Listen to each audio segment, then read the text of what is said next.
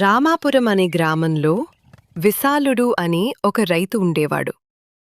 తల్లి అతన్ని ఎంతో కష్టపడి పెంచి పెద్ద చేసింది. అయితే ఆమెకు నోటి దురుసు కాస్త ఎక్కువ.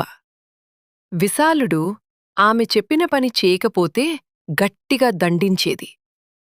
విశాలుడు పెద్దవాడయ్యాక అతని తల్లి అతనికి తగ్గ వధువు కోసం వెతికి సరోజ అనే అమ్మాయితో వివాహం జరిపించింది.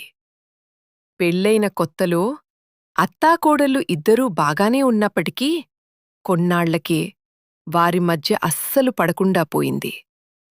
ఒకరు ఎద్దంటే మరొకరు తెద్దనే, అంతగాదనే, అంతగా గొడవపడేవారు.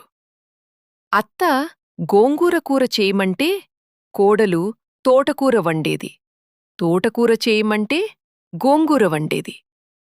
వీరిద్దరి దెబ్బలాటలు చూసి ఇరుగుపొరుగువారు నవ్వుకునేవారు. విశాలుడు ఎంత నచ్చజెప్పినా వారి ప్రవర్తనలో మార్పు రాలేదు.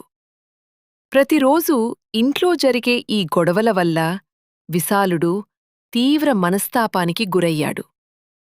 ఒకరోజు పొలం పనులు ముగించుకుని తీవ్రమైన దిగులుతో ఒక చెట్టు కింద కూర్చున్న విశాలుణ్ణి అతని బాల్య స్నేహితులు గమనించారు. ఎందుకంత బాధగా ఉన్నావని వారు ప్రశ్నించగా విశాలుడు తన ఇంట్లో అత్తాకోడళ్ల మధ్య జరుగుతున్న నిరంతర కలహాల గురించి చెప్పి బాధపడ్డాడు. అప్పుడు ఆ స్నేహితులు తాము పక్క గ్రామానికి నాటకాలు వేయడానికి వెళ్తున్నామని, తిరిగి వచ్చాక 2 రోజుల్లో ఈ సమస్యను పరిష్కరిస్తామని ధైర్యం చెప్పి వెళ్ళిపోయారు. ఆ తర్వాత 3 రోజులకు ఒకనాడు అర్ధరాత్రి సమయంలో విశాలుడి ఇంటి బావి దగ్గర వింత శబ్దాలు వినిపించాయి. దొంగలు ఎవరైనా వచ్చారేమోనన్న భయంతో అత్తాకోడళ్ళిద్దరూ మేల్కొని మెల్లగా వెనుక తలుపు తీసి చాటుగా చూశారు. అక్కడ తివాచీపై 2 భయంకరమైన దెయ్యాలు కూర్చుని ఉండటం చూసి వారి ప్రాణాలు గాల్లో కలిసిపోయినట్లయింది.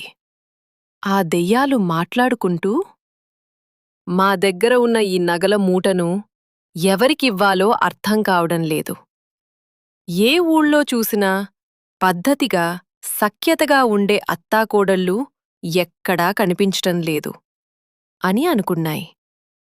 ఆ మాటలు విన్న అత్త ధైర్యం చేసి మెల్లగా వాటి దగ్గరికి వెళ్ళి, "నగల మూట గురించి మాట్లాడుతున్నారు కదా, అసలా నగలేంటి? వాటిని ఎవరికైనా ఇవ్వటమేంటి?" అని అడిగింది. అప్పుడు ఒక దెయ్యం తమ బాధను వివరిస్తూ, "మేము కూడా మీలాగే అప్పట్లో అత్తాకోడళ్ళము. ఎప్పుడూ పోట్లాడుకుంటూ ఉండేవాళ్లం. మా పోట్లాటలు భరించలేక మా ఇంటి ఎదురుగా ఉండే ఒక సాధువు మమ్మల్ని దెయ్యాలుగా మారిపోమని శాపమిచ్చాడు. మేము క్షమించమని వేడుకోగా భూలోకంలో నగలు, డబ్బు ఆశించకుండా సఖ్యతగా, పద్ధతిగా ఉండే అత్తాకోడళ్లకు మీ దగ్గరున్న నగల మూటను ఇస్తే మీ శాప విమోచనం కలుగుతుందని చెప్పాడు.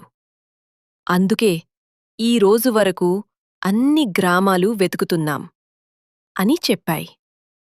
ఇది విన్న అత్త, "ఆ నగలమూట మాకు ఇవ్వచ్చు కదా" అనగా దెయ్యాలు, "కానీ మీరు సఖ్యతగా ఉన్నట్లు మాకనిపించటం లేదు.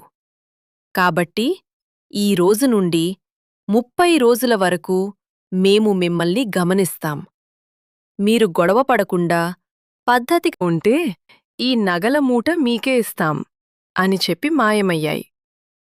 నగలు దక్కుతాయనే ఆశతో ఆ రోజు నుండి అత్తాకోడల్ ఇద్దరూ ఎంతో అన్యోన్యంగా కలిసిమెలిసి ఉండసాగారు. వారిలో వచ్చిన ఈ మార్పును చూసి విశాలుడు ఎంతో ఆనందించాడు. 30 రోజులు గడిచిపోయినా ఆ దెయ్యాలు మళ్లీ కనిపించలేదు. అప్పుడు కోడలు అత్తతో, "అత్తయ్యా, ఇన్ని రోజులు మనం గొడవపడకుండా కలిసి ఉండటం వల్ల మీ అబ్బాయి ఎంతో సంతోషంగా ఉన్నాడు. నగలు వస్తే వచ్చాయి, లేకపోతే లేదు. మనం ఎప్పటికీ ఇలాగే గొడవ పడకుండా కలిసి ఉందాం అంది.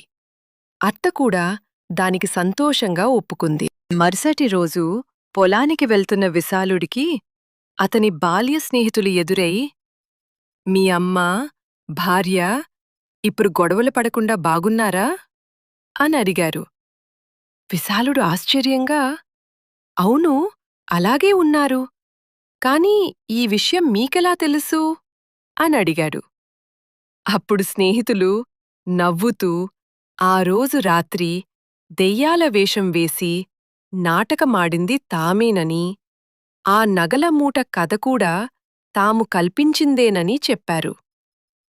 తన సంసారాన్ని చక్కదిద్దడానికి అంతటి సహాయం చేసిన స్నేహితులను విశాలుడు ఎంతో అభినందించాడు.